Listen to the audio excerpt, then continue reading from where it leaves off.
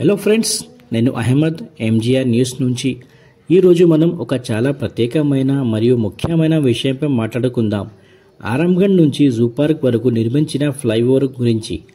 మా ఛానల్లో కొత్త వారు అయితే దయచేసి సబ్స్క్రైబ్ చేయండి, లైక్, షేర్, కామెంట్ చేయండి మరియు తాజా అప్డేట్ల కోసం ఫాలో చేయడానికి మర్చిపోవద్దు. హైదరాబాద్ ట్రాఫిక్ రద్దీని తగ్గించి కనెక్టివిటీని మెరుగుపరచడానికి హైదరాబాద్లోని ఆరాంగఢ్ నుంచి జూ పార్క్ వరకు నడిచే ఫ్లైఓవర్ ప్రారంభానికి సిద్ధమవుతుంది.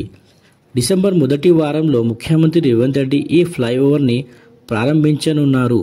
ఇది ప్రజాపాలన విజయోత్సవాలు కార్యక్రమంలో భాగంగా నిర్మాణం చేయబడిందని డీసీ నివేదించింది.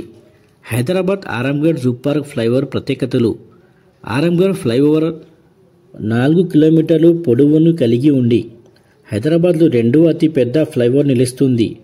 ఇది 6 లైన్లు ద్రవ్యముఖ్ గమనం కలిగిన నిర్మాణంగా ఆరాంగఢ్ను నెహ్రూ జూలాజికల్ పార్క్తో కలుపుతుంది. ముఖ్యమైన నిర్మాణం పూర్తి చేసిన అనుబంధ సేవా రోడ్డు పనులు ఇంకా పెండింగ్లో ఉన్నాయి. ప్రధాని ఇంజనీర్ దేవానంద్ వివరించారని, ఈ సేవా రోడ్లు పూర్తయ్యేందుకు 17th ఆస్తుల్ని స్వాధీనం చేసుకోవాలని, ఇందులో 5 ముఖ్యమైన ఆస్తులపై వెంటనే దృష్టి సాధించాలని పేర్కొన్నారు.